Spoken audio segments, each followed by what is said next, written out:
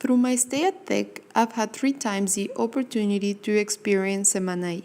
This third and last time, I decided to experience an international project in Singapore and Malaysia. The trip lasted a total of 11 days in which we visited different companies and could understand Singapore's history, a country worth of admiring. Singapore was expelled from Malaysia in 1963 because it was just a fishing village full of immigrants with no talent, no future. On top of that, Singapore has no resources such as water, land, oil, and at that time, not even talent. That's when they realized the only thing they can actually change was the people's talent. Its success is now based on long-term planning, including all stakeholders. This planning approach was visible in all companies we visited. They all strive for the same objective of being better by carefully planning operation and growth plans.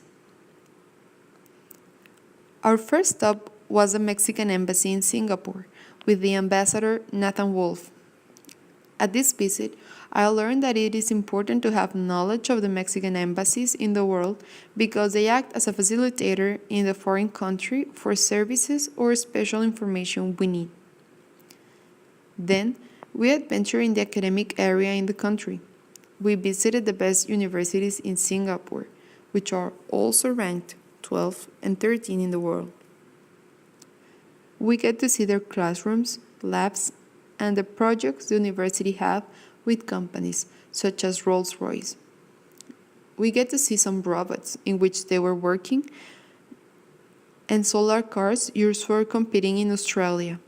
This visit was very important because, as we know already, the talent and people is the only resource of Singapore, so it's interesting to see how the talent get to people, how is it prepared.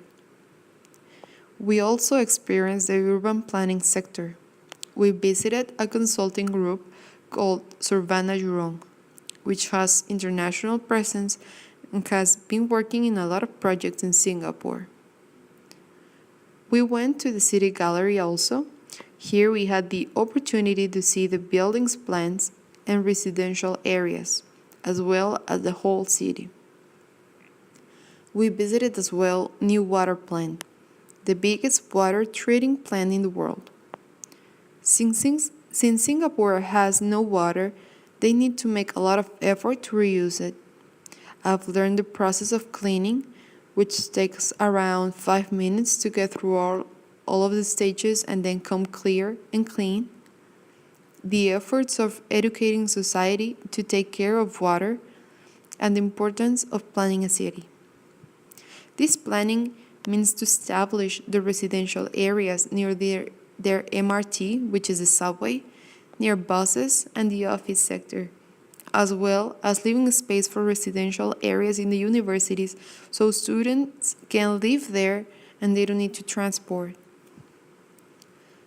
Later on, we visited the logistics and commerce sector. We started with the DHL hub in the airport. There, I've learned how Singapore is a center to manage stuff from Asia to the rest of the world. We could see and understand the use of technology as a facilitator and the importance of automatization to gain market. We also went to Madrid to know more about the Malaysian agenda of commerce and the efforts to strengthen their relationship with Mexico. Also, we got to know how Mexican products are perceived in the Malaysian market. Besides all the knowledge acquired from the visit, this trip provided me of knowledge about cultural diversity.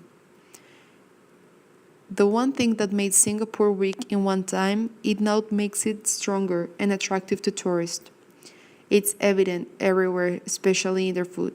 I've had the opportunity to visit Little India as well as the Chinese sector.